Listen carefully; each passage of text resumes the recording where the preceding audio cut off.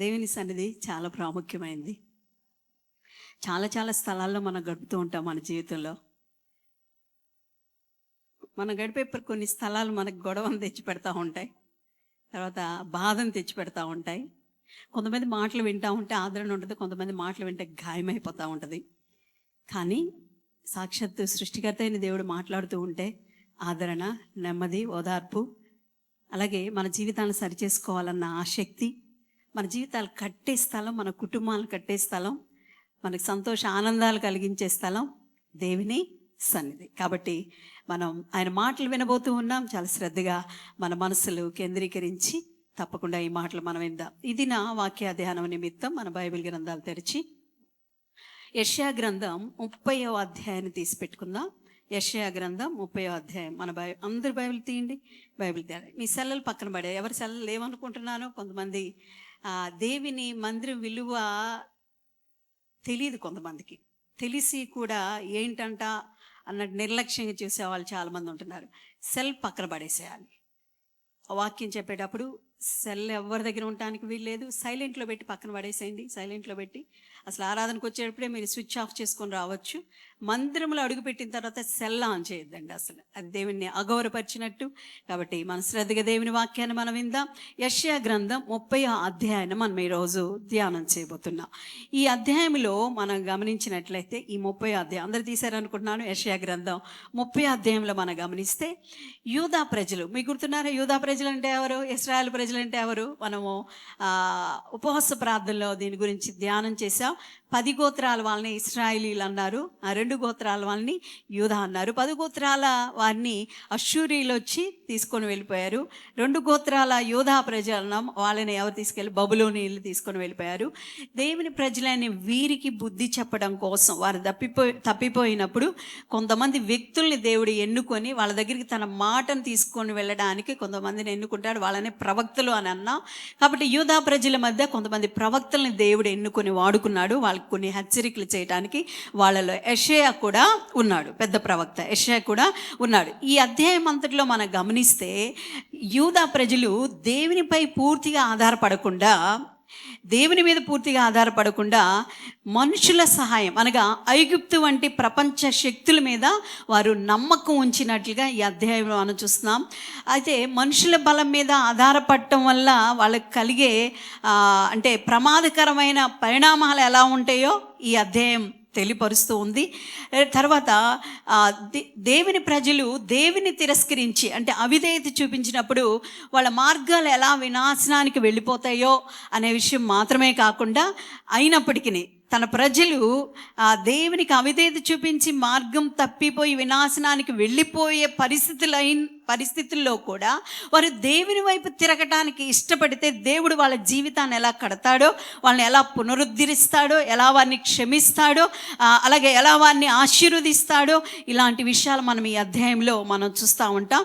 అంతేకాదు దేవుడు తన ప్రజల్ని రక్షించడానికి వారి మీదకి లేచిన శత్రువులకు ఆయన తీర్పు తీర్చి ఆయన తన శక్తిని ప్రదర్శించి తన ప్రజల్ని ఎలా కాపాడుకుంటాడో, రక్షిస్తాడో ఈ అధ్యాయంలో మనం చూస్తాం. కాబట్టి ఈ అధ్యాయంలో మనం నేర్చుకోవాల్సిన కొన్ని విషయాలు మీ మీద చెప్పడానికి నేను ఇష్టపడుతున్నాను. మొట్టమొదటిగా దేవుని ప్రజలైన మనం మొదటిగా ప్రతి విషయంలో పూర్తిగా దేవుని మీద ఆధారపడాలి. ఎవరి మీద ఆధారపడాలి? అందరు చెప్పండి, ఎవరి మీద? అరే ఏంటండి ఎంత పెద్ద మాట చెప్పారు, దేవుని మీద కాక మేము ఎవరి మీద ఆధారపడలేదు అని మీరు అనుకుంటున్నారా? కానీ పరీక్ష చేసుకుందాం ఈరోజు. మనల్ని మనం మోసం చేసుకుంటాం చాలాసార్లు. మన శక్తి మీద ఆధారపడతాం, మన బలం మీద ఆధారపడతాం, మన జ్ఞానం మీద ఆధారపడతాం, మన తెలివితేటల మీద ఆధారపడుతుంటాం చాలాసార్లు. మనకంటే బలవంతులు, శక్తివంతులు అనుకున్న కొంతమంది ప్రజల మీద మనం ఆధారపడిపోతూ ఉంటాం. మనకు తెలియకుండానే మన ఆధ్యాత్మిక మార్గం తప్పిపోయి దేవుడిచ్చే ఆశీర్వాదాలని, విజయవంత జీవితాన్ని మనం కోల్పోతున్నాం అనే విషయాన్ని ఈరోజు గ్రహించి ఖచ్చితంగా మన లోపాలని సరిచేసుకోవడానికి మనం సిద్ధపడదాం. మొట్టమొదటిగా 30వ అధ్యాయం 1-2 వచనాలు మనం చదివితే యెహోవా వాక్కు ఇదే. దేవుడు మాట్లాడు, యెహోవా వాక్కు ఇదే, లోబడని పిల్లలకు శ్రమ, పాపమునకు పాపము కూర్చుకున్నట్లుగా వారు నన్ను అడగక ఆలోచన చేయుదురు. ఏం చేస్తున్నారంటే వీళ్ళు దేవుని అడగకుండా ఆలోచన చేస్తున్నారు. నా ఆత్మ నియమింపని సంధి చేసుకుందురు. నేనేదైతే నియమించలేదో దానితో సంధి చేసుకుంటున్నారు, అంటే సంబంధం పెట్టుకున్నారు.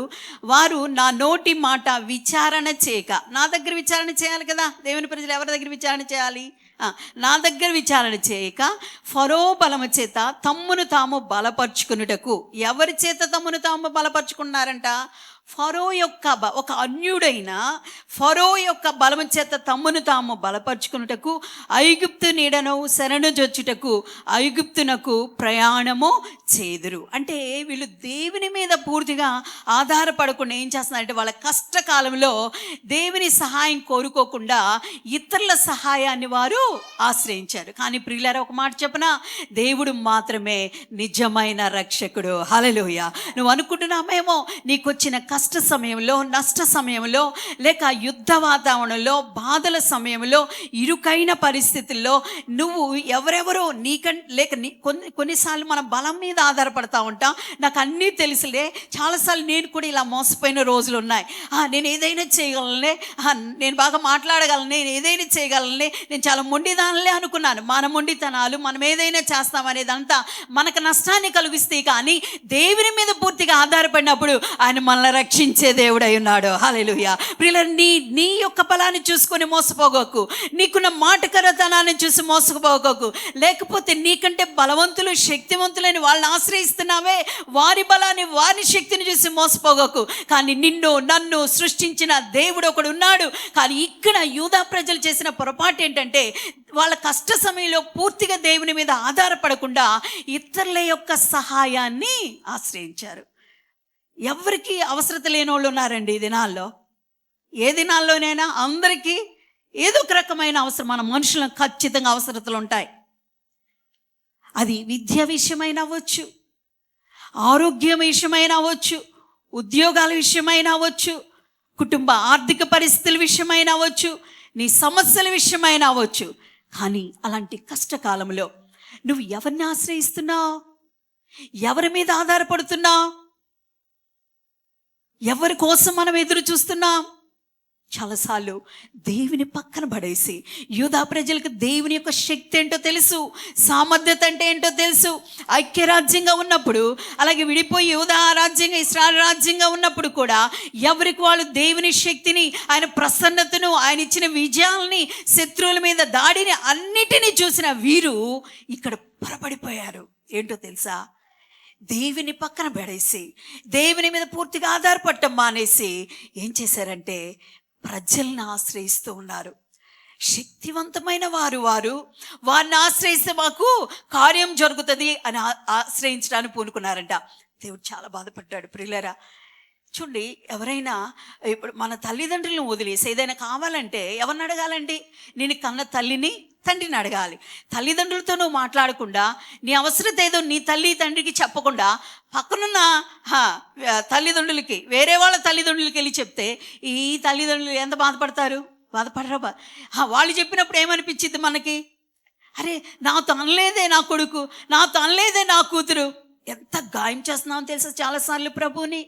విజయం సాధించట్లేదే అని బాధపడుతున్నామే కానీ విజయం సాధించకపోవడానికి నా పొరపాటు ఏంటబ్బా అని మాత్రం మనం ఆలోచించలేకపోతున్నాం. ప్రియులారా, యూదా ప్రజల వలె నేటికి చాలామంది క్రైస్తవులు కూడా ఇలాంటి మార్గము గుండే వెళుతున్నారు. నీకు కష్టం వచ్చిందా, బాధ వచ్చిందా, నీ అవసరతలు ఉన్నాయి. మన అందరికీ అవసరతలు ఉన్నాయి. ఏ వయసు తగ్గ అవసరతలు ఉన్నాయి, ఏ పరిస్థితి తగ్గ అవసరతలు ఆ పరిస్థితులు మనకు ఉన్నాయి. కానీ ఆ అవసరతలో, ఆ పరిస్థితుల్లో, ఆ సమస్యలో నువ్వు విద్యను అభ్యసించే వ్యక్తివైనా, ఉద్యోగం కోసం ఎదురు చూసే వ్యక్తివైనా, వ్యాపార విషయమైనా, ఆర్థిక సంబంధమైన విషయమైనా, కుటుంబ సంబంధమైన విషయమైనా, అది ఏ విషయమైనా సరే పూర్తిగా దేవుని మీద ఆధారపడాల్సిన నువ్వు మనుషులను ఆశ్రయిస్తే మాత్రం నువ్వు మోసపోతావు. జాగ్రత్త. కానీ అలా ఆశ్రయించారట వీళ్ళు, దేవుని మీద ఆధారపడలేదంట. కానీ దేవుడు మాత్రమే తన ప్రజలను నిజంగా రక్షించేవాడై ఉన్నాడు అని ఈరోజు మనము తెలుసుకోవాలి. దేవుని ఆశ్రయిద్దాం. చాలాసార్లు మనకు తెలియకుండానే మన సృష్టికర్త అయిన దేవుని ఎంత బాధపరుస్తామంటే క్రింద వచనాల్లో మనం చూస్తామండి కొన్ని విషయాలు. ఆ తర్వాత రెండవదిగా మనం చూసినట్లయితే ఇక్కడ మనం 3వ వచనం నుండి మనం గమనిస్తే, ఫరో వలన కలుగు బలము మీకు అవమానకరమగును. వీళ్ళు ఎవరిని ఆశ్రయించారు? వాస్తవంగా ఫరోని ఆశ్రయించి చాలా బలమైన వాళ్ళు మాకు అండగా ఉంటే మేము చాలా బాగుంటాము, చాలాసార్లు సేవకులను పక్కన పెట్టేస్తాం, దేవుడు పక్కన పెడతాం, దేవుడినే పక్కన పెట్టిన సేవకులు ఒక లెక్క, ఆ సేవకుల్ని పక్కన పెట్టేస్తాం. ఇంకా విశ్వాసం ఎవరిని లెక్క చేయము, ఎవరిని లెక్క చేయము. ఎవరైతే మనకంటే బలంగా కనపడతారో లేక మనకు అండగా ఉంటారో అనుకుంటామో వాళ్ళ మీద మనం ఆధారపడితే ఏం జరుగుతుందట? ఇక్కడ ఒక మాట ఉంది, ఏమనంటే ఫరో వలన కలుగు బలము మీకు అవమానకరంగా మారిపోతుంది. నువ్వు అనుకుంటున్నావు వారి బలము, వారి అండ, వారి ఆశ్రయము నాకు బలాన్ని ఇస్తుంది, నేను విజయం సాధిస్తాను అనుకుంటున్నావు. కానీ దేవుడు ఈరోజు చెప్తున్న మాట, నువ్వు మనుషుల్ని ఆశ్రయించడం వల్ల అవమానపరచబడతావు. ఇంకో మాట ఇంకేముందో కింద, ఐగుప్తు నీడని శరణు చూచడం వల్ల సిగ్గు కలుగును. ఏం కలుగుదట? ఎవరి శరణు చొచ్చాలి మనం? ఎందుకు ఆయన శరణు చొచ్చాలా? ఎందుకు ఆయన మనం ఆశ్రయించాలంటే ఆయన మన దేవుడండి. ఆయన ఎవరు చెప్పండి? మన దేవుడు. నువ్వు ఏ కులానికి సంబంధించిన వాడవైనా, నువ్వు ఏ మతానికి సంబంధించిన వాడవైనా, మనుషులందరికీ ఆయన దేవుడై ఉన్నాడు. ఆ సత్యాన్ని నువ్వు గ్రహించి, ఆయన నా దేవుడు, నన్ను సృష్టించిన వాడని నువ్వు గ్రహించి ఆయన నువ్వు ఆశ్రయిస్తే నిజమైన రక్షకుడుగా నీకుండి అన్ని పరిస్థితుల్లో నిన్ను కాపాడుతూ రక్షిస్తూ విజయపదమైన జీవితంలోకి నిన్ను నడిపించగలిగిన దేవుడు. కానీ ఈరోజు చాలామంది చేస్తున్న పని ఏంటంటే ప్రపంచ సహాయాన్నే నమ్ముతున్నారంట, కానీ మనుషుల సహాయం నమ్మదగినది కాదు. మనుషుల యొక్క శక్తి మీద ఆధారపడటం వ్యర్థం. అంటే ఇక్కడ మనుష్య సహాయం చాలా బలహీనమైందండి. మనుషుల సహాయం బలమైందా? దేవుని సహాయం బలమైందా? అందుకనే ఓ చోట కీర్తన అంటాడు, దేవుని సహాయం వల్ల నేను సైన్యాలని జయిస్తాను అంటాడు, దేవుని సహాయం వల్ల నేను ప్రాకారాలను దాటుతాను అంటాడు. అవును ప్రియులారా, దైవ సహాయం ద్వారానే మనం సైన్యాలని జయించగలం, ప్రాకారాలను దాటగలం. దేవుని సహాయం కాకుండా మరి ఎవరి సహాయం కోసమైనా నువ్వు వెళ్తే మాత్రం మన జీవితాల్లో మనం మోసపోతాం. మనుషుల సహాయం బలహీనమైంది, కానీ దేవుని సహాయం మాత్రమే స్థిరమైంది.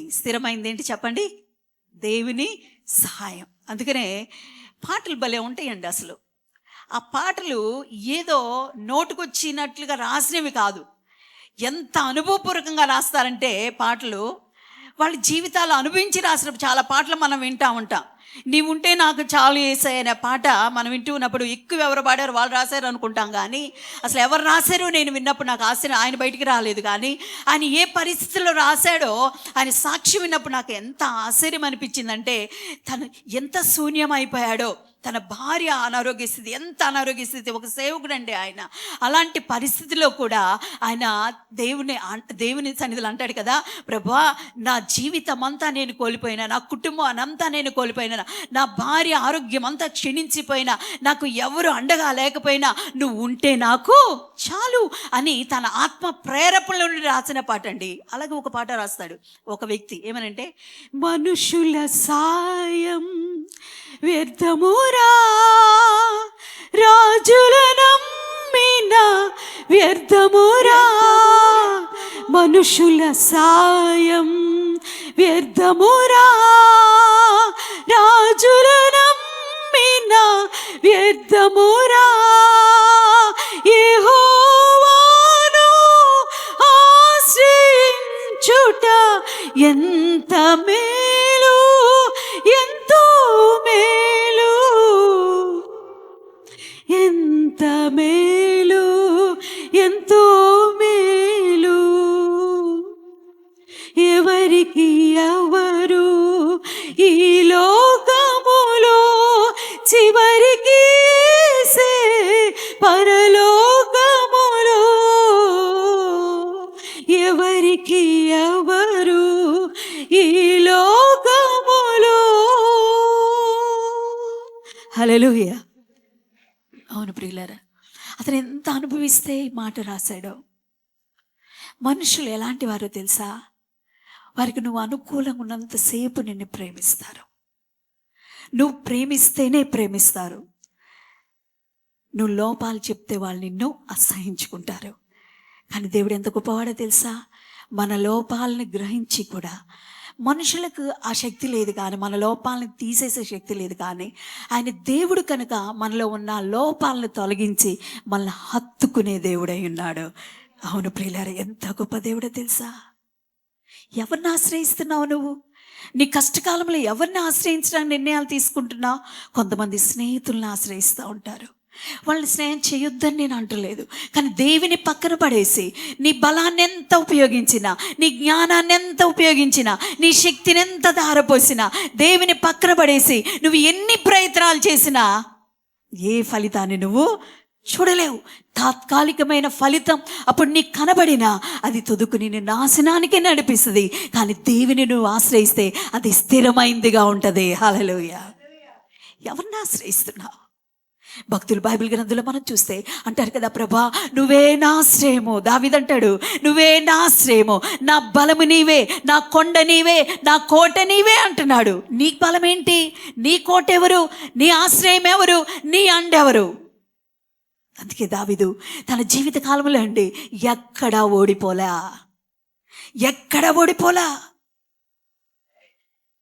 తన మీదకి లేచిన ప్రతి శత్రువు మీద దేవుడు తనకి విజయానికి ఇవ్వడానికి గల కారణం ఏంటో తెలుసా? దేవా నువ్వే నా బలం, దేవా నువ్వే నా ఆశ్రయం, దేవా నువ్వే నాకు అండ, దేవా నువ్వే నాకు కొండ, నువ్వే నాకు కోట అంటాడు. నీకెవరండి అండ? నీ స్నేహితుడా? నువ్వు అనుకుంటున్నావా? ఈ లోక స్నేహాలు మారిపోతాయి, ఈ లోకంలో ప్రేమలు మారిపోతాయి, కానీ సృష్టికర్త అయిన ప్రేమ ఎన్నడూ మారదు. నీ భార్య ప్రేమ మారిపోతుంది పరిస్థితులు బట్టి, నీ భర్త ప్రేమ మారిపోతుంది. ఈ దినాల్లో ఇంకా ఘోరంగా ఉన్నాయి. మనం రాకడ సూచనలు మనం చూస్తూ ఉన్నాం. అక్రమ విస్తరించుట చేత ప్రేమ చల్లారిపోతుంది.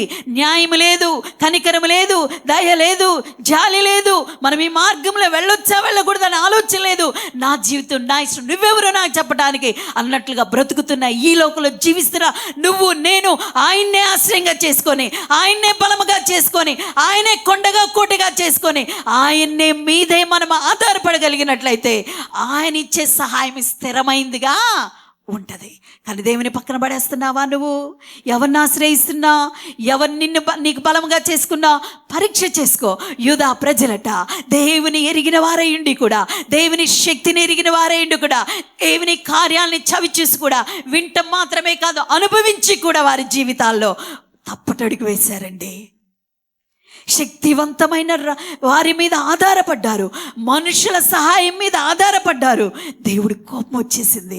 అరే నేను ఎంతగా వారిని ప్రేమించాను, ఎన్ని కార్యాలు వారి జీవితంలో నేను చేశాను, లోకంలో ఉన్న వీరిని వెతికి నేను బయటికి తీసుకొని వచ్చి ఒక ప్రత్యేకమైన జనాంగంగా నేను వీరిని ఏర్పాటు చేసుకుంటే, ఈరోజు వారిని నన్ను ఆధారం చేసుకొని బ్రతకకుండా, నన్ను ఆశ్రయించకుండా లోకములో మెరుగుగా కనపడుతుందని, మెరుపుగా కనపడుతున్నారని, చాలా బలంగా కనపడుతున్నారని, చాలా ఉన్నవాళ్ళుగా కనపడుతున్నారని, బలిష్ఠులుగా కనపడుతున్నారని ఒక మనుషుల్ని ఆశ్రయించడానికి నిర్ణయించుకున్నారేంటి వీళ్ళు?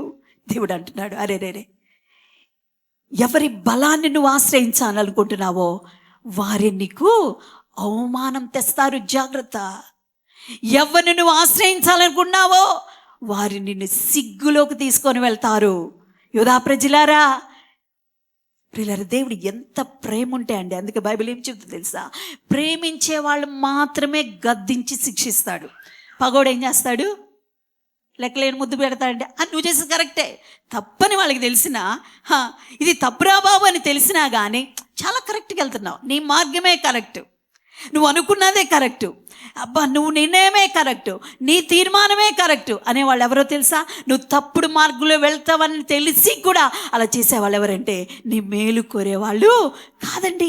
యూదా ప్రజల మేలు కోరిన దేవుడు వారు తప్పిపోతున్నప్పుడు మౌనంగా ఉండలేదు, కానీ ప్రవక్తను పంపించి మాట్లాడిస్తున్నాడు. యెషయా నువ్వు ఒక్కసారి నా ప్రజలతో నువ్వు మాట్లాడు. అయ్యో నా మీద ఆధారపడవలసిన నా ప్రజలు, నన్ను ఆశ్రయించవలసిన నా ప్రజలు అదుగో ఐగుప్తుని ఆశ్రయిస్తున్నారు, వారి బలాన్ని చూస్తున్నారు, కానీ వారి బలాన్ని చూసి వెళ్తున్నారు కదా, వాళ్ళు అవమానాలు పాలైపోతారు. జాగ్రత్త చెప్పయ్యా, చెప్పు ప్రియులారా. ఈరోజు నీతోనే ప్రభు మాట్లాడుతున్నాడు. నువ్వు అవమానపరచబడ్డావు, నువ్వు సిగ్గుపడడం దేవునికి ఇష్టం లేదు.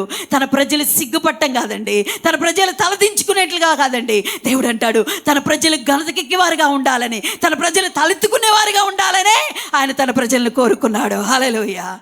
కానీ ఆయన ఎంత ప్రేమ కలిగిన దేవుడు అంటే మన లోపాలని ఎత్తి చూపిస్తూ ఆ లోపాలని సరిచేయడం కొన్ని తీర్పులు పంపిస్తూ ఉంటాడు. వీళ్ళతో కూడా దేవుడు యెషయాతో ఒక మాట అంటాడు, ఇవన్నీ నువ్వు రాయివయ్యా బాబు అంటాడు. ఏమన్నాడు? ఇవి రాయి, వీళ్ళు చేసే పనులన్నీ. ఎందుకంటే తర్వాతి తరం వారికి తెలియాలి, ఇట్లాంటివి చేస్తే ఇలాంటి పనిష్మెంట్ ఉంటుందని. ఎంత చెప్పినా వినరా ప్రియులరా? వినాలి, ప్రభు మాట మనం వినాలి, దేవుని మాటకు మనం లోబడాలి. అరే నువ్వు దేవునిగా తెలుసుకున్నావు, చాలా సంతోషం. కానీ దేవునిగా సంతోషంగా ఆరాధించగలుగుతున్నావా? ఆ దేవుని మీదే నువ్వు ఆధారపడగలుగుతున్నావా? నువ్వు చేసే కొన్ని పనులు ఆయనకి ఎంత గాయాన్ని కలిగిస్తున్నాయంటే దేవుణ్ణి ఉంచుకున్నట్లుగా నటిస్తూ, కానీ నువ్వు చేస్తున్న పని ఆయన పక్కన పడేసి నువ్వెవరెవరినో ఆశ్రయిస్తున్నావు, ఎవరెవరి మీద ఆధారపడుతున్నావు. కానీ ఇంకొక చోట ఏముందో యెషయా గ్రంథం 6వ ఎవరి మనసు నీ మీద ఆనుకునునో వానిని నేను పూర్ణ శాంతి గలవానిగా, వానిని దేవుడు ఎలా చేస్తాడంట? పూర్ణ శాంతి కలిగిన వారిగా చేస్తాడట. మన మనసు ఎవరి మీద అనుకోవాలి? చెప్పండి, ఎవరి మీద అనుకోవాలి? కష్టం వచ్చినా, నష్టం వచ్చినా, వ్యాధి అయినా, బాధ అయినా, నష్టాలు వస్తున్నా భయపడవాకండి. ఆ పరిస్థితుల్లో దేవుని ఆనుకోవటం ఆపొద్దు, దేవుని మీద ఆధారపడటం ఆపొద్దు. ఆయన చొరవ తీసుకునే రోజు ఒక రోజు ఉంది. ఆయనకు తెలుసు నీ నష్టాన్ని ఎప్పుడు పుచ్చాలో, ఆయనకు తెలుసు నీ కష్టాలు ఎప్పుడు తొలగించాలో, ఆయనకు తెలుసు నీ దుఃఖాన్ని ఎప్పుడు సంతోషంగా మార్చాలో, ఆయనకు తెలుసు నువ్వు ఉన్న అపజయాల నుండి జయంలోకి నేను ఎలా నడిపించాలో. ఆయన ప్లాన్ వేస్తూనే ఉన్నాడు, ఆయన ప్లాన్ చేస్తూనే ఉన్నాడు. ఆయన మీద ఆధారపడటం మానుకోబాకు, ఆయన్ని నమ్ముకోవడం మానుకోబాకు, ఆయన్ని ఆశ్రయించడం మానుకోబాకు. తాత్కాలికంగా నీ కళ్ళ ఎదుటి కనపడుతున్న నష్టాన్ని బట్టి కృంగిపోవద్దు. తాత్కాలికమైంది అది. తాత్కాలికంగా నువ్వు ఎదుర్కొంటున్న సమస్యలను చూసి బాధపడవద్దు. దేవుడు చొరవ తీసుకునే రోజు ఒకటి ఉంది. యూదా ప్రజలు తమకొచ్చిన కష్టకాలంలో అరే ఎప్పటి నుండో దేవుడు చేసిన కార్యాలన్నిటిని పక్కన పడేసి, ఒక్క రకంగా చెప్పాలంటే దేవుని పక్కన పడేసి బలంగా కనపడ్డారని, బలిష్ఠులుగా కనపడ్డారని, బాగా కనపడ్డారని, వాళ్ళు అండగా ఉంటే నేను బాగుంటాను అన్నట్టుగా కనపడ్డారని వాళ్ళని ఆశ్రయంగా చేసుకొని వాళ్ళ మీద పూర్తిగా మనుషుల మీద ఆధారపడ్డారు. కానీ ప్రియులరా, ఒక్కడి గుర్తు చేసుకో, దేవుడి రక్షణ మాత్రమే నిజమైన రక్షణ. దేవుడి చేసే సహాయం మాత్రమే స్థిరమైంది అని మాత్రం మన జీవితాల్లో మర్చిపోకూడదు. అందుకని మనం ఎవరి మీదే ఆధారపడాలి చెప్పండి? దేవుడి మీద. ఎవరి సహాయం కోసమే మనం ఎదురు చూడాలా? దేవుని సహాయమే. అందుకే భక్తులు చాలామంది తమ జీవితంలో ఎందుకు అంత స్థాయికి ఎదిగారు? వాళ్ళకి ఓటమి లేదా? వాళ్ళకి కష్టాలు లేవా? వాళ్ళకి బాధలు అన్నీ మనలాగే ఇలాంటి పరిస్థితులను వెళ్ళారు, కానీ వాళ్ళు దేవుని మీద మాత్రమే ఆధారపడ్డారు. ఎవరి మీద ఆధారపడ్డారు? ఆదికాండం నుండి మనం చూస్తే అబ్రహాం ఎవరి మీద ఆధారపడ్డాడు? చెప్పండి, చెప్పాలి, పలకాలి. అబ్రహాం ఎవరి మీద ఆధారపడ్డాడు? ఇస్సాకు ఎవరి మీద ఆధారపడ్డాడు? యాకోబు పొరపాట్లు చేసిన తర్వాత ఎవరి మీద ఆధారపడ్డాడు? కదా, ఇంతమంది భక్తులండి దేవుని మీద ఆధారపడి. యోసేపు ఎవరి మీద ఆధారపడ్డాడు? ఏంటండి యోసేపుకి ఏం కష్టాలు వచ్చినాయి? మనకు వచ్చినాయి అలాంటి కష్టాలు. అమ్మో, అసలు ఇంత భయంకరమైన పరిస్థితులు కూడా వెళ్ళాడు. ఎలీషా ఎలాంటి పరిస్థితులు కూడా వెళ్ళాడు. ఏలియా అలాంటి పరిస్థితులు అన్నిటిలో కూడా ఎవరి మీద ఆధారపడ్డారు వీరందరూ? చెప్పండి. వాళ్ళకి ఓటమిలు రాలేదా? వాళ్ళకి కష్టాలు రాలేదా? సమస్యలు రాలేదా? వాళ్ళకి నష్టాలు రాలేదా? అన్నీ ఆ పరిస్థితులు గుండే వెళ్ళాడు.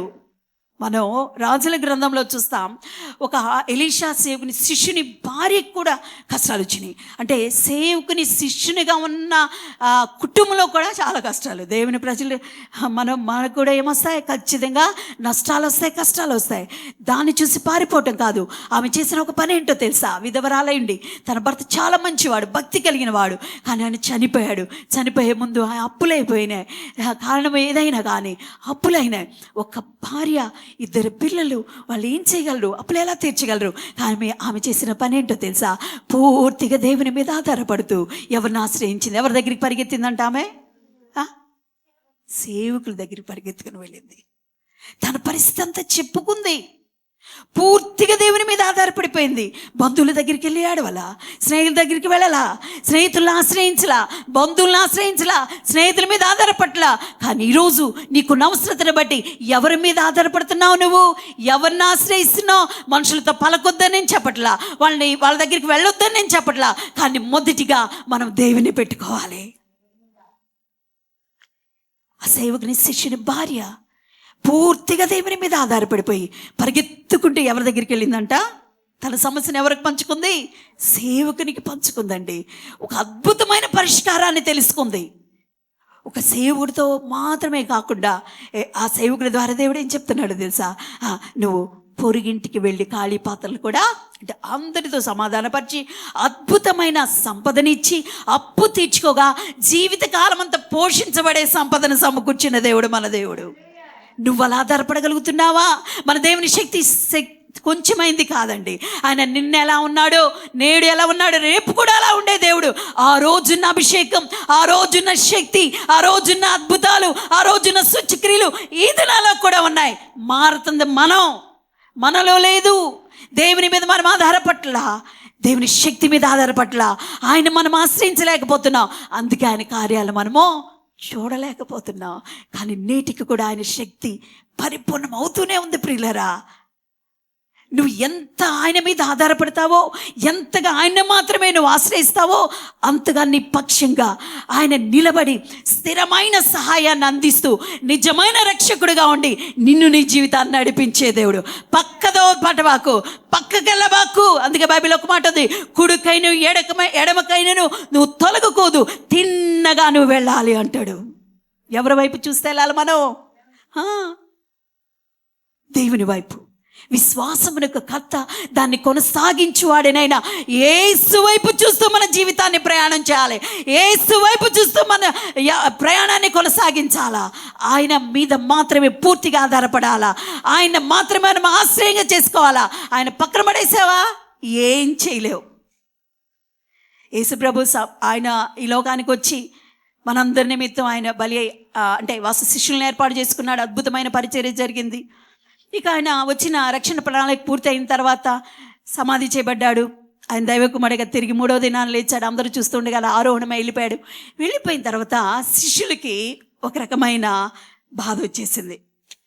మనం ఇంకా మనతో ఉన్న దేవుడు మన దగ్గర ఇప్పుడు శారీరకంగా లేడు, ఇక మన పని మనం చేసుకుందాం పదండి అనుకొని మళ్ళీ వాళ్ళందరూ ఏం పట్టుకొని వెళ్ళారు? ఇప్పుడు ఏం పట్టుకొని వెళ్ళారు? వలలు పట్టుకొని వెళ్ళారండి. మనం చూస్తాం కదా యోహాను సువార్తలో. వాళ్ళు ఎంత కష్టపడినా చేపలు లేవు. సడన్గా దేవుడు అక్కడ తనకు ప్రత్యక్షత ఇచ్చి దేవుడు అంటాడు, అరే వేయండి వలలు కూడా, వాళ్ళకి ఆహారం పెడతాడు. ఎప్పుడైతే దేవుడు వాళ్ళ దగ్గరికి వచ్చి ఆ మాట పలికాడో విస్తారమైన చేపలు పట్టారట. ఇంత బైబిల్ గ్రంథంలో లెక్క కూడా రాయబడిందండి. 153 చేపలు, బలమైన చేపలు వాళ్ళ పిగిలిపోయేట్లుగా పడినాయట. దేవుడిని పక్కన పెట్టి నువ్వు చేసే ఏ ప్రయత్నం ఫలించదు. దేవుడు వచ్చిన తర్వాత వారు అద్భుతమైన కార్యాన్ని చూశారు. తిరిగి వాళ్ళను వాళ్ళు మళ్ళా దేవునికి సమర్పించుకున్నారు. ఇప్పటికైనా మించిపోయింది లేదు. ప్రియ సహోదరుడు సహోదరి, నువ్వు దేవుణ్ణి ఆశ్రయించి ఆయన ఆధారంగా చేసుకోవటానికి ఇప్పటికైనా ముందుకు రా. లేదంటే చాలా వినాశనంలోకి వెళ్ళిపోతామండి మనం. దేవుని బాధ అదే. ఇక క్రింద వచనాల్లో మనం చూస్తే దేవుడు వాళ్ళని హెచ్చరిక చేస్తాడు. చూడండి అక్కడ 30వ అధ్యాయంలో యెషయా గ్రంథం 30వ అధ్యాయంలో వాళ్ళకి హెచ్చరికలు చేస్తాడు. 12వ వచనం నుండి చదువుతాను చూడండి. అందుచేతను ఇశ్రాయేలు యొక్క పరిశుద్ధ దేవుడు ఇలాగ సెలవిచ్చున్నాడు, మీరు ఈ వాక్యము వద్దని త్రోసివేసి బలాత్కారమును కృత్రిమమును నమ్ముకొని అట్టి వాటిని ఆధారం చేసుకుంటేది కనుక ఈ దోషము మీకు ఎత్తైన గోడ నుండి జోగి పడబోచున్న గోడ అండవలే అగును. అది ఒక్క క్షణములోనే హఠాత్తుగా పడిపోవెను. కుమ్మరి కుండ పగులగొట్టబడినట్లు ఆయన ఏమీ విడిచిపెట్టక దాన్ని పగులగొట్టును. పొయ్యిలో నుండి నిప్పు తీయుటకు కానీ గుంటలో నుండి నీళ్లు తీయటకు కానీ దానిలో ఒక్క పెంకైనను దొరకదు. మీరు కానీ నా మాట, నా వాక్యం వినకపోతే, శ్రద్ధగా నా మాట పట్ల శ్రద్ధ చూపించి అలా చేయకపోతే మీ పరిస్థితి ఇలా అవుతుందని అవ్వాలని కోరుకోవట్లేదండి, హెచ్చరిక చేస్తా. చాలామందికి అరే ఇలా జరిగిద్ది, మీ పరిస్థితి ఇలా అయిద్దంటే శాపాలు పెట్టినట్టు అనిపిస్తుంది. దేవుడు శాపంగా అది ఇక్కడ పెడుతుంది, హెచ్చరిక చేస్తున్నాడు. అరే నన్ను కదా మీరు ఆశ్రయించాల్సింది, అరే నా మీద కదా మీద ఆధారపడాల్సింది, నేను కదా మీ దేవుణ్ణి. నేను ఇంతకాలం మీతో ఉండి మీ జీవితాలను నడిపించి ఇన్ని కార్యాలు చేసిన దేవుణ్ణి ఇప్పుడు కూడా మీకు చేయలేనా? చేసే దేవుడు నేను ఉన్నాను కదా, మిమ్మల్ని ప్రేమించే దేవుడు నేను ఉన్నాను కదా, మీ పరిస్థితులు చక్కదిద్దగలిగిన దేవుడు నేను ఉన్నాను కదా. కానీ మీరు పొరబడుతున్నారు, నా మాటలు మీరు వినటం లేదు, ఇలా జరిగితే ఇలా మీరు వినకపోవడం వల్ల ఇలా జరుగుతుంది అని హెచ్చరిక చేస్తున్నాడు. హెచ్చరిక చేస్తూనే సంతోషించదగ్గ కొన్ని విషయాలు ఈ అధ్యాయంలో నేను చెప్తాను. తన ప్రజల్ని హెచ్చరిక చేస్తూనే అద్భుతమైన వాగ్దానాలు విడుదల చేస్తున్నాడు. ఏమనంటే, మీరు పశ్చాత్తాపడి మళ్ళా నా వైపు తిరిగితే నేను మిమ్మల్ని పునరుద్ధరిస్తా, క్షమించి పునరుద్ధరించి మళ్ళీ మిమ్మల్ని ఆశీర్వదిస్తా. ఎలా ఆశీర్వదిస్తానో చెప్తున్నాడు, వినండి. శ్రద్ధగా వింటేనే ఈ ఆశీర్వాదాలు మీరు అనుభవించగలుగుతారు. ఇప్పుడు 15వ వచనాన్ని మనం చదవబోతున్నాం. 15వ వచనం, ప్రభువును ఇశ్రాయేలు యొక్క పరిశుద్ధ దేవునగు యెహోవా ఇలాగు సెలవిచ్చున్నాడు, మీరు మరలి వచ్చి ఊరకుండుట వలన రక్షించబడెదరు, మీరు ఊరకుండి నమ్ముకునే వలన మీకు బలము కలుగును. హల్లెలూయా. ప్రజలారా, యూదా ప్రజలారా, ఈరోజు హోరేబ్ ఏజీ చర్చి ప్రజలారా, ఈ లైవ్ ద్వారా వింటున్న ప్రియ సహోదర సహోదరి, దేవుడు నీతోనే మాట్లాడుతున్నాడు. మీరు తిరిగి నా యొద్దకు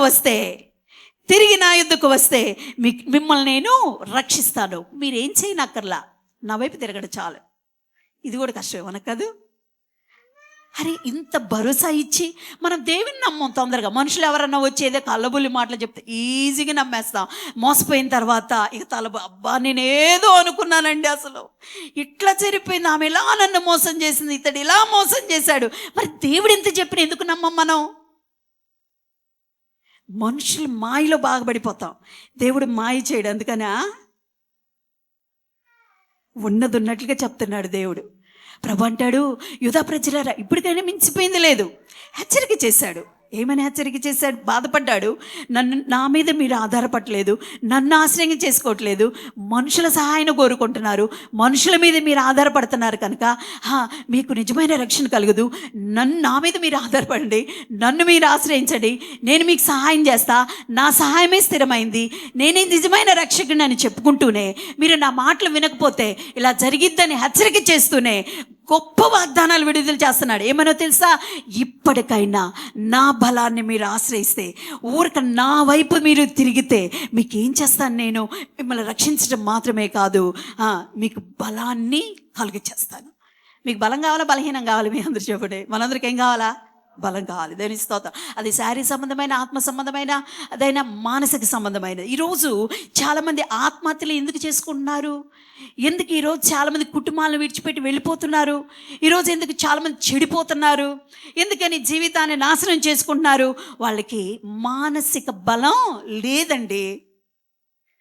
ఎవరైనా ఒక మాట అంటే తట్టుకోలేరు, నష్టం వచ్చినా తట్టుకోలేరు, కొంచెం డబ్బు లేకపోయినా తట్టుకోలేరు, ఎవరైనా బాగా ప్రేమించే వాళ్ళు దూరం అయిపోయినా తట్టుకోలేరు. అంటే మనసు ఎలా ఉంది వీళ్ళది? చాలా బలహీనంగా ఉంది. ఏ విషయానికైనా బలం చాలా అవసరం, కానీ దేవుడిచ్చే బలమే మనకి స్థిరమైంది. ప్రభు అంటున్నాడు, యోధా ప్రజలారా, ఈరోజు నీతోనే ప్రభు మాట్లాడుతున్నాడు. ఇప్పటికైనా మించిపోయింది లేదు. నన్ను విడిచి ఎవరెవరిని ఆశ్రయించి నువ్వు వెళ్ళిపోయినా, నన్ను విడిచి నా మీద ఆధారపడకుండా ఎవరెవరిదో ఆధారపడి నువ్వు వెళ్ళిపోయినా, ఇప్పటికైనా నా వైపు నువ్వు తిరుగుతావా? నేను నిన్ను రక్షిస్తాను, నేను నిన్ను కాపాడుతా, నేను నీకు బలాన్ని ఇస్తా, సామర్థ్యతనిస్తా. ప్రియులారా, దేవుడిచ్చే బలం, దేవుడిచ్చే సామర్థ్యత ఎలాంటిదో తెలుసా? మనుషులు ఎవ్వరూ ఇవ్వలేరండి. అది స్థిరమైంది, ఏ పరిస్థితికైనా చాలింది. ఇంత బలం, ఇంత శక్తి, ఇంత రక్షణ ఇచ్చే దేవుడు నన్ను పక్కన పెడుతుంది. ఇంకొక అద్భుతమైన మాట చెప్పబోతున్నాను. క్రింద 18వ వచనం ఒకసారి మనం చదువుదాం. 18వ వచనం ఎంత అద్భుతమైన వాగ్దానాన్ని ఇస్తున్నాడు అంటే దేవుడు, కావున మీ యందు దయ చూపవలనని యెహోవా ఆలస్యము చేయుచున్నాడు, మిమ్మును కరుణింపవలనని ఆయన నిలవబడి ఉన్నాడు. యెహోవా న్యాయము తీర్చు దేవుడు, ఆయన నిమిత్తము కనిపెట్టుకుని వారందరూ ధన్యులు. గట్టిగా చప్పట్లు కొట్టి ప్రభువుని కనపరుద్దామా? ఎంత అద్భుతమైన మాట అంటే ఇది! ఎంత అద్భుతమైన మాట అంటే, దేవుని కోసం విశ్వాసంతో, నిరీక్షణతో ఎదురు చూసే వారి విషయంలో చాలాసార్లు మనము ఆలస్యం అయిపోతున్నందుకు పక్కదోవలిపోతూ ఉంటాం, అవునా కదా? ఏంటి ఏం చేయట్లేదు ఈ దేవుడు, ఇంకొక మార్గం తీసుకుందా? అది ఏది చేసినా ఆయనే చేయాలి, ఇంకొక మార్గం లేదు అసలు. ముందు తెలుసుకో, నువ్వు ముందు తెలుసుకో. చూడండి, లోకంలో మనం జీవిస్తూ ఉండగా ఏదైనా, ఇప్పుడు ఒక విషయం లో ఎవరినైనా ఆశ్రయించాల్సి వస్తే, అంటే దేవుడు మనకు అధికారులు ఇచ్చాడండి. దేవుడిని ఆశ్రయించడం అంటే దాని అర్థం మీరు అధికారులు పక్కన పెట్టండి అని కాదు. దేవుడు అధికారుల ద్వారా మనకు సహాయం చేస్తాడు. ఇప్పుడు మనకు తెలుసు దేవుడు మనకు ఒక తలంపు ఇచ్చాడు, ఆయన అయితే మీకు సహాయం చేస్తాడు. దేవుడు చెప్తాడండి, మనకు ప్రేరణ ఇస్తాడు. ఆ వ్యక్తిని నీకోసమే నేను నిర్ణయించాను, వెళ్ళి వాళ్ళని కలువు అనే ప్రేరణ వస్తుంది. అయితే వెళ్ళినప్పుడు ఆ వ్యక్తి ద్వారా మాత్రమే మనం అనుకున్నది సాధించగలం. ఆ వ్యక్తి మాత్రమే మనకి ఈ విషయంలో సహాయం చేయగలడు, ఇంకా మరే ఆప్షన్ లేదు అనుకున్నప్పుడు మనం ఏం చేస్తామండి? మనం చెప్పండి, ఏం చేస్తాం? వాళ్ళ కాళ్ళేలా పడతాం, వాళ్ళు ఎంత చీదరించుకున్నా వదిలిపెట్టాం. అందుకని బైబిల్లో దేవుడు ఈ విషయాన్ని కూడా లోకసువార్త 18వ అధ్యాయంలో ఒక అన్యాయస్తుడైన న్యాయాధిపతి స్టోరీ రాయించాడు. అక్కడ ఏ న్యాయాధిపతి అంటే న్యాయంగా ఉండాలి కదా, కానీ ఆయనకు ఒక టైటిల్ పెట్టారు. ఏంటంటే అది అన్యాయస్తుడైన న్యాయాధిపతి. తన బతుకులో అన్నడు కూడా న్యాయమే చేసినవాడు కాదనమాట. అంటే ఎవరు డబ్బులు ఎక్కువిస్తే అంటే న్యాయం డబ్బుకి అమ్ముడిపోతుంది. ఇప్పుడు కూడా అలాగే జరుగుతుంది అనుకోండి. అందుకనే కావాలా కోర్టులో అక్కడ ఏంటి అది కళ్ళకి గంత కట్టిన న్యాయం ఎలాంటిది, గుడ్డిది. నిజంగానే చాలా బాధ అండి, చాలా బాధ. దేవుడు న్యాయస్థానాలను మార్చును గాక, డబ్బుకి ఎవరు అమ్ముడు పోకుండా గాక. అసలు ఈయనకి టైటిల్ ఇచ్చేశారు ఏమని? అన్యాయస్తుడైన న్యాయాధిపతి. కానీ ఒక విధవరాలు న్యాయం కోసం వచ్చేదంట, రోజు వచ్చేదట. ఆయన అన్యాయస్తుడని తెలిసి కూడా ఎందుకు వచ్చేది?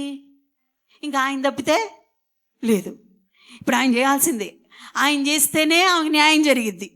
ఆ న్యాయం జరగాలంటే ఆయన దగ్గరికి వెళ్ళటం తప్పితే ఇంకొక మార్గం లేదు. అందుకని అరే ఈ జీవితకాలంలో అన్నాడు న్యాయం చేయనోడు వీడు, అసలు ఈయన దగ్గర వెళ్ళాలి అనుకోలేదు ఆమె. అరే నాకు ఇంకొక ఆప్షన్ లేదు కాబట్టి ఆమె రోజు విసిగిచ్చేదంట వెళ్ళి, అయ్యా నా భగవానికి నాకు న్యాయం నా భగవాన్. అసలు ఆయన లాస్ట్కి ఏం చేశాడో తెలుసా? తన జీవితకాలంలో ఎన్నడూ న్యాయం చేయనోడు ఏం చేశాడంట? ఆమెకి న్యాయం చేశాడంట. అంటే ఒక వ్యక్తి ఆయన మాత్రమే దీనికోసం నిలబడగలడు అన్నప్పుడు ఆ వ్యక్తిని మనం ఏం చేయం? వదిలిపెట్టాం. పిల్లలు మీకు ఒక విషయం చెప్పనా? అలాగున దేవుని పాదాలను నువ్వు అలాగ ఆశ్రయిస్తే ఆయన తప్పితే నీ జీవితంలో సరిగ్గా నీ జీవితాన్ని లీడ్ చేయగలిగినోడు ప్రపంచంలో ఎవ్వరు కూడా లేరంతే. ఆలస్యం అవుతుందని పక్కదోవలు పట్టగాకు. ఎందుకు ఆలస్యం చేస్తున్నాడని ఉంది బైబిల్లో ఇక్కడ క్లియర్గా ఉంది. ఆయన ఆలస్యం చేయటానికి కారణాలంట దయ చూపించాలి, కరుణ చూపించాలని ఆయన ఒక టైం ఆయనకుంది. నీ పట్ల ఆయనకు దయ ఉంది, కరుణ ఉంది. ఒక రోజు నీ పక్షాన ఆయన కార్యం చేయబోతున్నాడు. అందుకే పైన ఒక మాట ఉంది, యెహోవా న్యాయము తీర్చు దేవుడు. న్యాయము తీర్చు దేవుడు. దేవుడు న్యాయంగా వ్యవహరిస్తాడు. మనం ఓపికతో ఆయన్ని నిరీక్షించినప్పుడు ఆయన ఏం చేస్తాడంట? మన పట్ల దయను కరుణను చూపించే దేవుడై ఉన్నాడు. దేవుడు తన ప్రజలను రక్షించేవాడండి. మార్గం చూపిస్తాడు తన ప్రజలకి. ఏం చూపిస్తాడు? మార్గం చూపించే దేవుడు. శత్రువుల నుండి విముక్తి కలుగు చేసే దేవుడు. ఆలస్యం అవుతుందని ప్రక్కకెళ్ళబాకు. ఆలస్యం వెనుక చాలా అద్భుతాలు ఉంటాయి దేవుని దగ్గర. ఏం చెప్పనా? ఆయన ఒక అద్భుత కార్యం చేయడానికి ఆలస్యం చేస్తూ ఉంటాం. మీకు గుర్తుందా? దేవుని ప్రేమించిన ఒక కుటుంబం ఉంది బైబిల్ గ్రంథంలో. దేవుడు కూడా ప్రేమించిన కుటుంబం. వాళ్ళు దేవుని బాగా ప్రేమించారు, దేవుడు కూడా ఆ కుటుంబాన్ని బాగా ప్రేమించారని రాయబడిన ఒక సంఘటన ఉంది బైబిల్లో. ఏంటది? మరియా, మార్తా, లాజరు కుటుంబం. వాళ్ళ అమ్మ నాన్న ఏమయ్యారో మనకు తెలియదు, కానీ 2 అక్కలు 1 తమ్ముడు. వీరు దేవుని బహుగా ప్రేమించేవారంట. వాళ్ళు ప్రేమించడం మాత్రమే కాదు, మనం ప్రేమించడం గొప్ప విషయం కాదు దేవుణ్ణి కదా. దేవుడే వారిని ఎరిగాడండి, వారిని ప్రేమించాడంట. మొత్తానికి అలాంటి కుటుంబంలో ఎలాంటి పరిణామం ఏర్పడిందో మనందరికీ తెలుసు కదా. ఆ ఇంటికి పురుషుడు ఒక్కడే. ఎవరు చెప్పండి? లాజరు తమ్ముడు ఒక్కడే కదా. ఈ ఒక్కడున్నాడు అని ఎంతో సంతోషంగా ఉన్న సమయంలో ఆ ఒక్కగాను ఒక తమ్ముడు రోగి అయి పడిపోయి ఉన్నాడట. దేవుడు ఎన్ని రోగగ్రస్తుల్ని, ఎంతమంది రోగగ్రస్తులు బాగు చేశాడు ఆయన. వీళ్ళు కళ్ళెదుట ఎన్ని చూశారు, ఎన్ని విన్నారు ఈ కుటుంబం. వీళ్ళు అనుకొని ఉంటారు, ఆఫ్టర్ ఆల్ ఇది అస్సలు మేము దేవుడు ఎప్పుడు మా దగ్గర ఈ ప్రాంతానికి వచ్చినప్పుడల్లా ఆయన మా దగ్గరికి వస్తూనే ఉంటాడు. మేము బహుగా ప్రేమిస్తున్నాం ఆయన్ని, ఆయన కూడా మమ్మల్ని బహుగా ప్రేమిస్తున్నాడు. ఇది ఒక ఆఫ్టర్ ఆల్. ఈ రోగం ఊరికి నయమైపోయింది, ఆయన వస్తాడు బాగు చేస్తాడని భరోసాతో ఉండుంటారు. కానీ ఆయన రాలా, బాగు చేయాల. విచిత్రమైన విషయం ఏంటంటే ఆయన రాలేదు, ఆయన రోగాన్ని తీసేయలేదు. కానీ వాళ్ళు చాలా విన్నారు, చాలా చూశారు కళ్ళారా. కానీ ఇంతగా ప్రేమిస్తున్న ఈ కుటుంబంలో మాత్రం ఆ కార్యం జరగకపోగా చనిపోవటం కూడా జరిగింది. అరే, రోగిగా ఉన్నప్పుడు రాలేదు ఆయన. అసలు రోగం రాగానే వీళ్ళు ఏమనుకొని ఉంటారు, పక్కన వాళ్ళు కూడా ఏమనుకొని ఉంటారు, అబ్బో ఈ కుటుంబాన్ని అంటే యేసయ్యకి చాలా ఇష్టం, వీరు కూడా యేసును భలే ప్రేమించేవారు, అసలు తెలియగానే పరిగెత్తుతాడని అందరూ ఊహించుకొని ఉంటారు. కానీ పరిగెత్తకపోగా ఆయన చనిపోయాడని వర్తమానం తెలిసినా కూడా సమాన చుట్టాన్ని కూడా ఆయన రాలేదు. ఏమైంది ఇప్పుడు? చాలా ఆలస్యం అయిపోతుంది, చాలా ఆలస్యం అయిపోయింది. అక్కడ మనం ఆ గ్రంథంలో మనం చదివితే ఆ సిచ్యువేషన్లో ఎంత బాధ అంటే అండి, మనం ఒకసారి ఆ ప్రాంతంలోకి వెళ్ళిపోదాం. ఇక్కడే ఉండి అక్కడికి వెళ్ళిపోదాం. దేవుని ప్రేమించే కుటుంబం, ఇద్దరు అక్కచెల్లి భయంకరంగా ఏడుస్తున్నారు. వీళ్ళని ప్రేమిస్తున్న మిగిలిన వాళ్ళందరూ కూడా బాగా ఏడుస్తూ ఉన్నారు. అక్కడ శవం ఉంది, యేసయ్య వస్తాడు అని ఎదురు చూస్తున్నారు, రావట్లా. ఎన్ని మాటలను ఉంటారు కదా, ఏమమ్మా ఎన్నిసార్లు చెప్పినా విన్నారా? దేవుడు అని లేరు. ఏం చేశాడు ఆ దేవుడు? ఏం చేశాడు ఆయన? ఆయన వచ్చినప్పుడల్లా ఎంత పరిచర్య చేశారు ఆయనకి, ఎంత ప్రేమగా చూసుకున్నారు, ఎంతమందిని బాగు చేశాడు ఆయన. మిమ్మల్ని బాగు చేయడానికి రాలా ఆయన. నాకు అనిపించింది, మనకున్న బాధలు కష్టాలు కానీ పక్కన వాళ్ళ మాటలు ఎక్కువైపోతాయండి. ఎన్ని మాటలని ఉంటారో, కానీ అవి వాళ్ళు పట్టించుకోలేదు. ఎందుకంటే అంత లోతుగా యేసయ్యని ప్రేమించారు. మనం కూడా ఎలా ప్రేమించాలి యేసయ్యని? లోతుగా. ఎవరిన్ని మాటలు అంటున్నా దేవుని విడిచిపెట్టే ప్రసక్తే లేదు.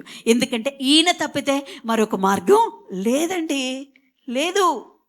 నువ్వు ఎంత వెతుకుతూ వెళ్ళినా అలాంటి మార్గం నువ్వు ఎక్కడ కనుక్కోలేవు. మళ్ళా బంతి కొట్టినట్టు ఇక్కడికి తిరిగి రావాల్సిందే. కానీ ఆయన నిన్ను తృణీకరించడు, వచ్చిన మళ్ళా నిన్ను హత్తుకునే దేవుడు, తిరిగి స్వీకరించే దేవుడు ఆయన. ఎన్ని మాటలు, చచ్చిపోయిన శవం దగ్గర వీళ్ళు ఏడవడం కంటే, వీళ్ళ బాధ కంటే మాటలు, ఎన్ని మాటలను ఉంటారో.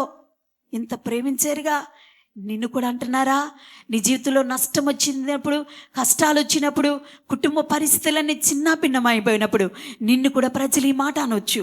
యేసయ్యని నమ్ముకున్నా, ఏమొచ్చింది నీకు? అప్పులు తిన్నాయా, బాధలు తిన్నాయా, కష్టాలు తిన్నాయా? ఒక మాట చెప్పనా? సూటిగా ఒక మాట చెప్పు.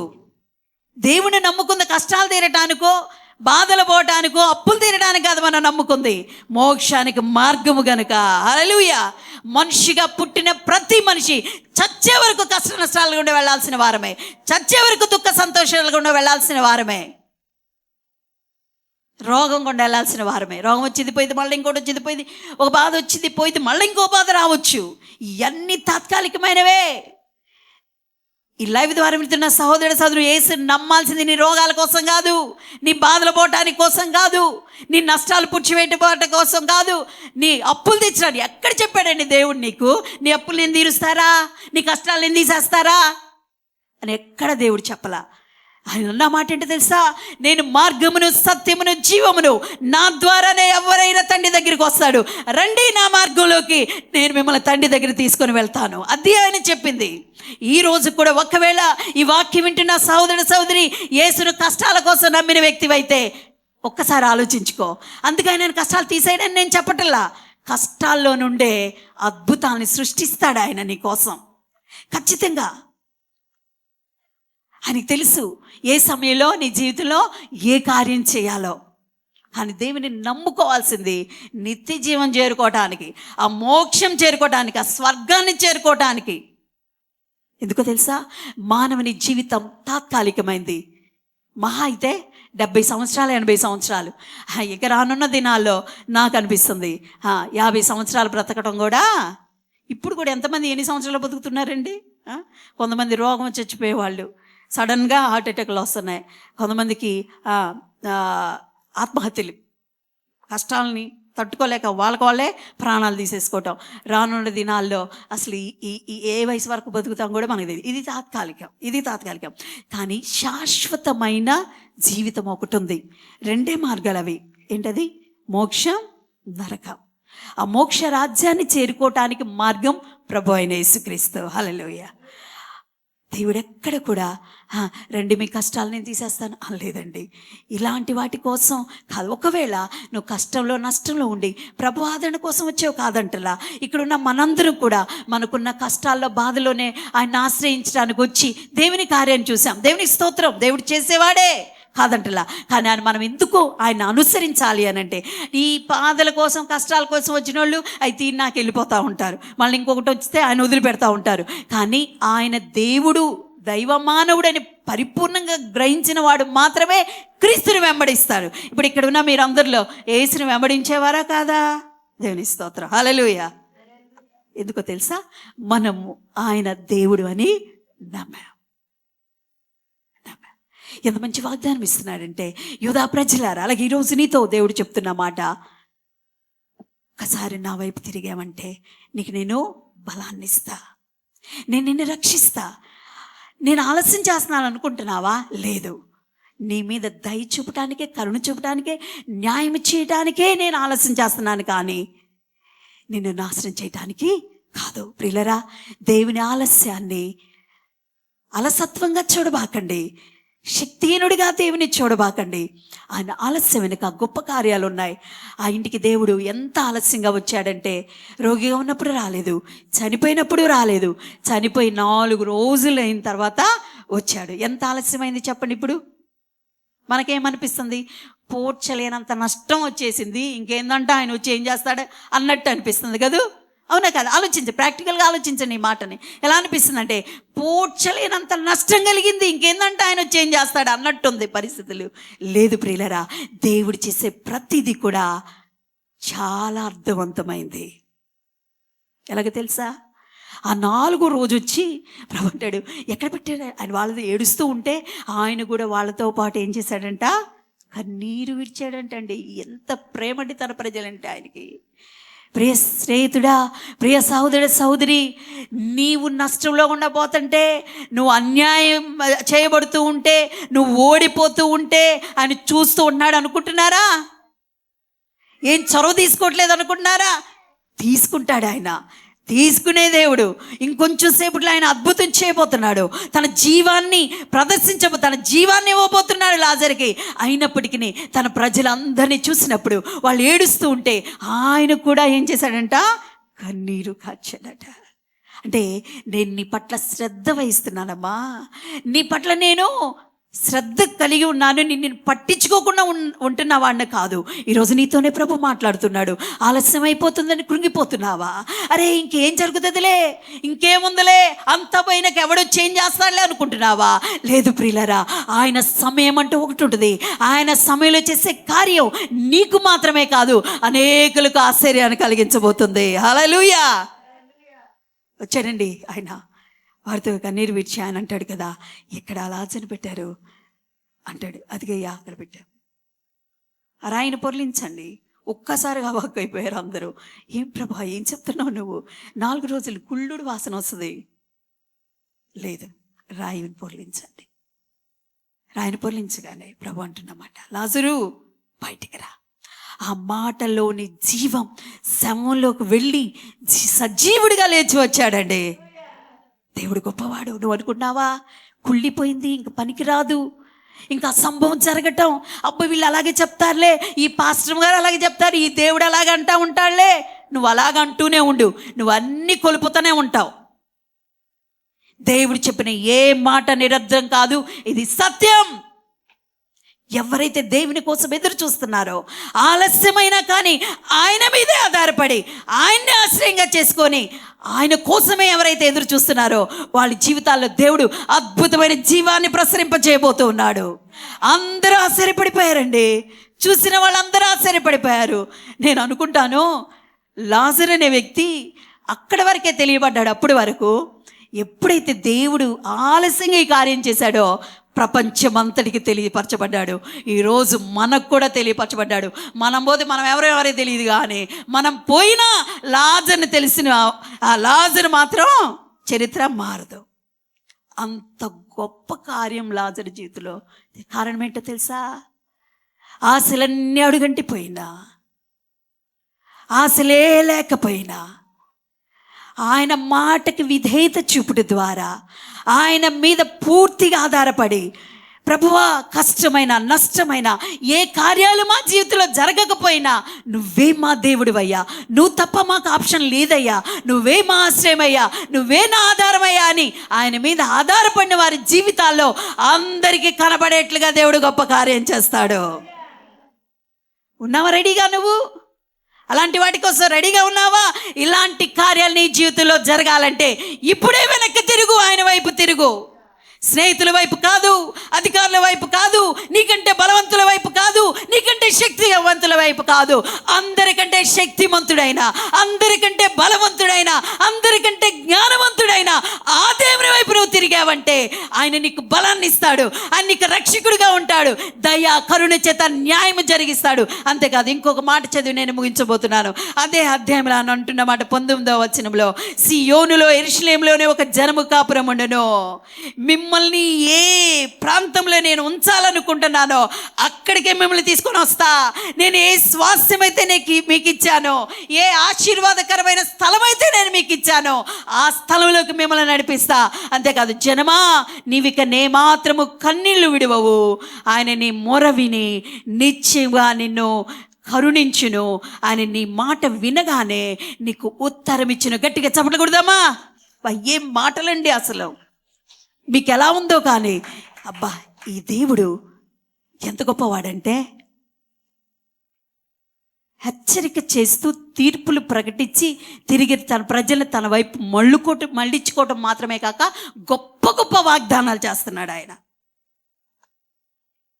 వాళ్ళని అసహించుకోలేదు, వాళ్ళని చెదిరించుకోలేదు, ఆయన వాళ్ళని తృణీకరించలేదు. వారిని హెచ్చరిక చేస్తూ తీర్పులు ప్రకటించడం అంటే ఏంటి? మీకు ఇలా జరిగింది, నా వాక్యం వినకపోతే ఇట్లా జరిగింది, కుండలాగా పగలగొట్టబడి ఆ ముక్కలు ఏరుకోవడానికి కూడా ఉండవు, అట్ట అయిపోతారు మీరు. అయినా నా కృప ఉంది మీతో, నేను మిమ్మల్ని బాగా ప్రేమిస్తున్నా, ఇప్పటికైనా మళ్ళా తిరగండి నా వైపు, పశ్చాత్తాపండి, మిమ్మల్ని క్షమిస్తా, పునరుద్ధరిస్తా, మిమ్మల్ని ఆశీర్వదిస్తా, మీ పట్ల నేను కరుణ చూపిస్తా, జాలి చూపిస్తా, న్యాయం చేస్తా. అంతేకాదు, మీరు ఏదైతే కోల్పోయారో, నేను ఇచ్చిన ఏ ఆశీర్వాదాన్ని అయితే, ఏ స్వాస్థ్యాన్ని అయితే విడిచిపెట్టవలసి వచ్చిందో ఆ స్వాస్థ్యాన్ని తిరిగి మీకు అప్పగిస్తా. ఆ జనమా నువ్వు ఇప్పుడు కూడా కన్నీళ్ళు విడువవు, నీ మొర విని నిశ్చయంగా ఆయన నిన్ను కరుణిస్తాడు. నీ మాట వినగానే ఆయన ఏం చేస్తాడంట? అబ్బా భలే ఉంది కదా ఈ మాట! ఏంటంటే, నీ మాట ఆయన వినగానే జవాబిస్తాడట. ఎప్పుడు చెప్పండి, ఎప్పుడు? ఆయన మీద మాత్రమే పూర్తిగా ఆధారపడి ఆయన్ని ఆశ్రయించు. దారి తప్పిపోయావు నువ్వు, ఎవరెవరి మీదో ఆధారపడుతున్నావు.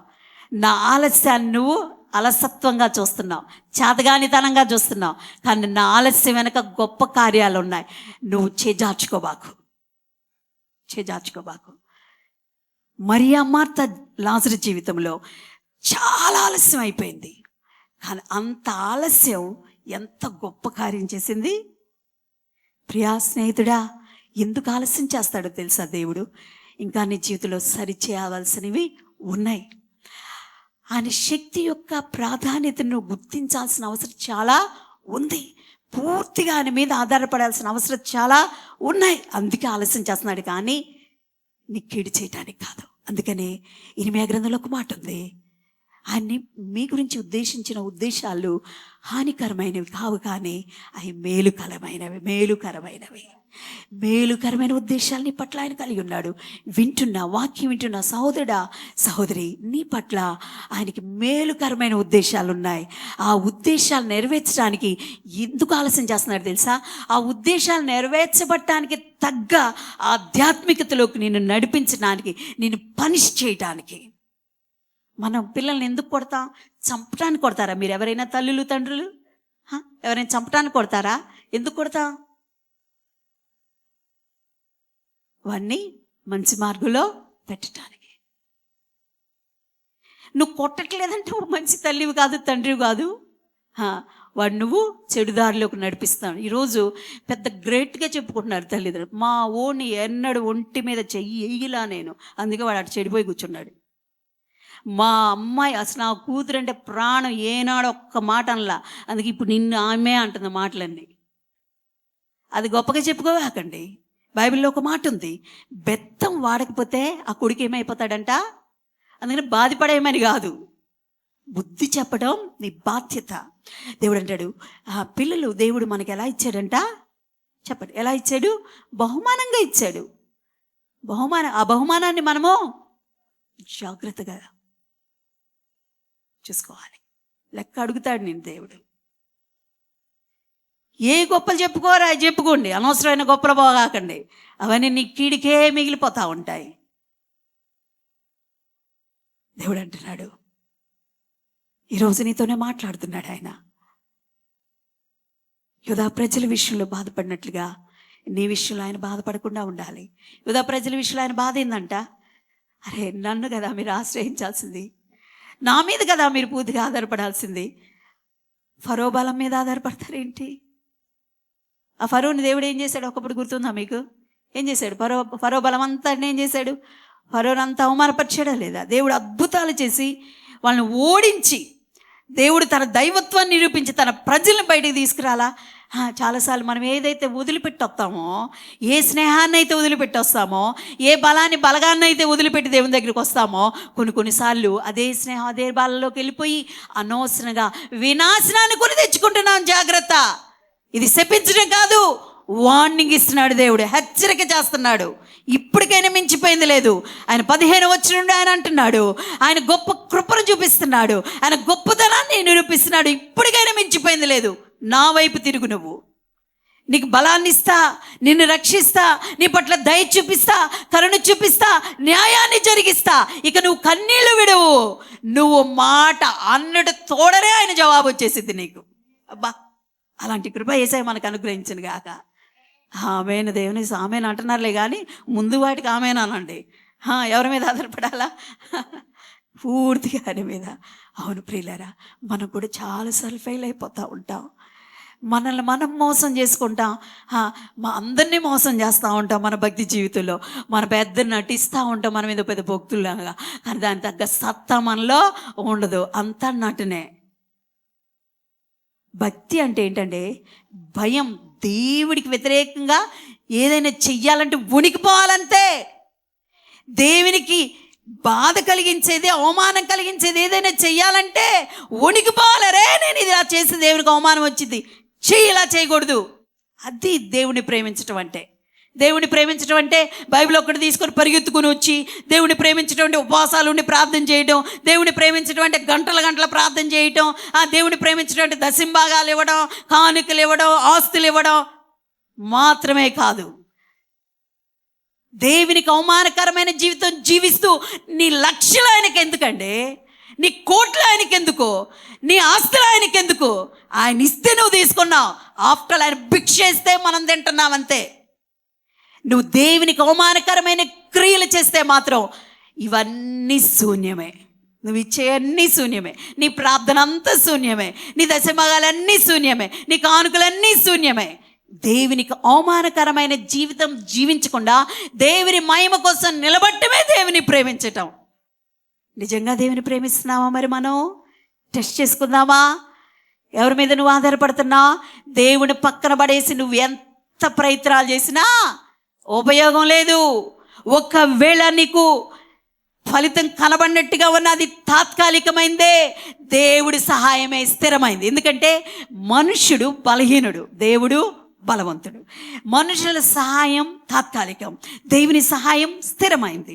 మనుషుల మీద నువ్వు ఆధారపడితే వాళ్ళు మారిపోతారు, దేవుడి మీద ఆధారపడితే ఆయన మారని వాడు, మాట తప్పని దేవుడు.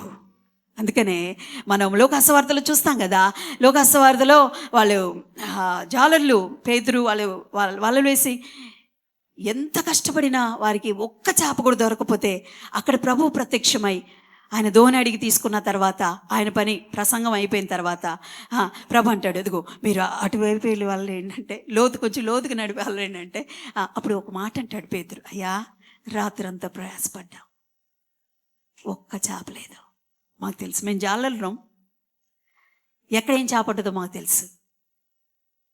అయినా కానీ నీ మాట చొప్పున దేవుడు అక్కడ, అయ్యా ఇప్పుడు వరకు నేను లేకుండా ప్రయత్నాలు జరిగినాయి కదా, ఇప్పుడు నేను చెప్తున్నా కదా, నేనున్నాను కదా, వేయండి. ఎట్టొచ్చినాయి అంట చేపలు? వాళ్ళు పిగిలిపోయి దోణి నిండిపోయి ఇంకో దోణి కూడా తెప్పించుకొని సహాయకులను తెప్పించుకొని నిండిపోయినాయి అంట దోణిలు. అప్పుడు దాకా ఏమైపోయినాయి ఆ చేపలన్నీ? మరి ఏమైపోయినాయి? ఏ చేప అయినా ఏ జంతువు అయినా దేవుడు చెప్తేనే వస్తాయి. నీకు డబ్బులైనా, నీకు ఆస్తులైనా, నీకు పొలాలైనా, స్థలాలైనా దేవుడు చెప్తేనే వస్తాయి, లేకపోతే అవి పారిపోతాయి. అప్పుడు దగ్గర లేని చేపలు ఎక్కడ నుండి అంటే దేవుడు ఆజ్ఞ జారీ చేయలే.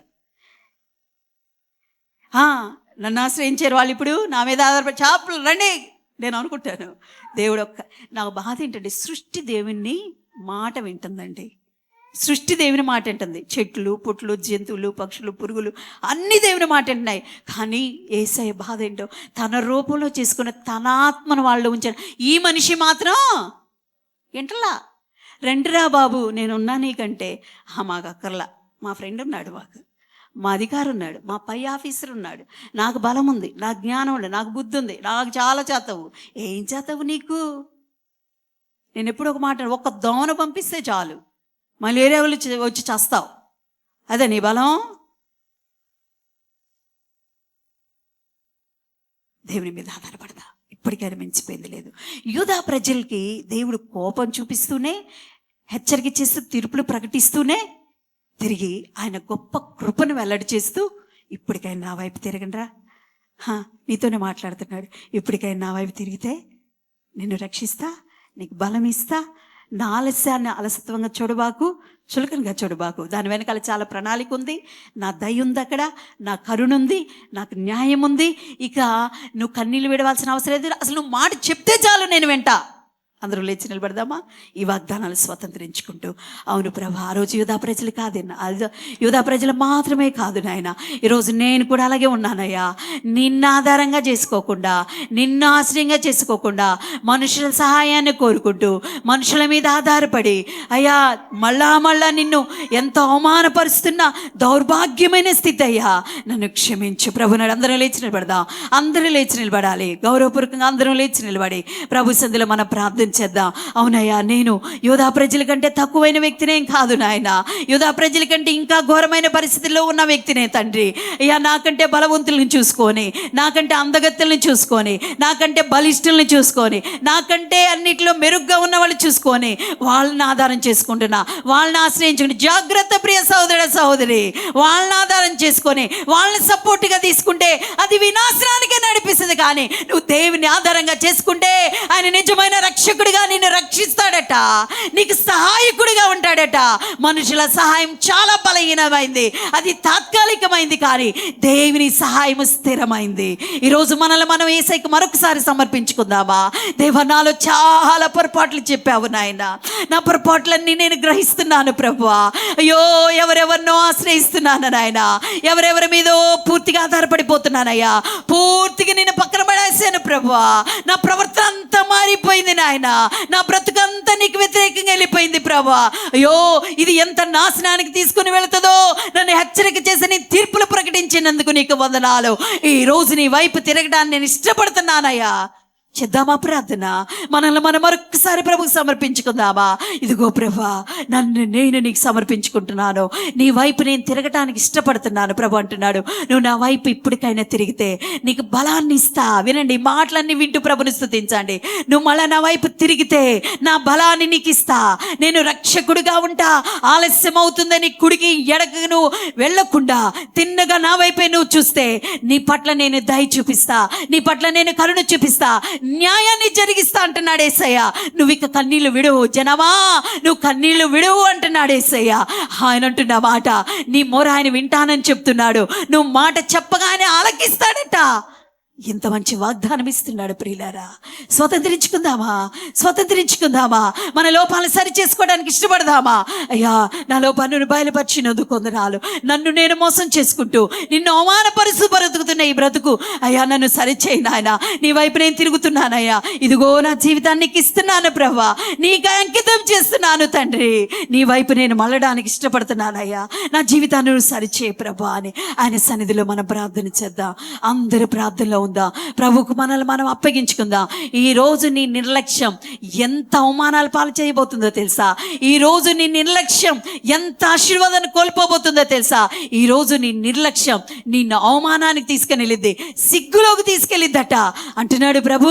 అయ్యో ఫరో బలాన్ని నమ్ముకుంటావా నువ్వు? ఆ బలాన్ని నువ్వు నమ్ముకోవడం వల్ల అవమానాల పాలైపోతావు. వాళ్ళను ఆశ్రయించాలనుకుంటున్నావా?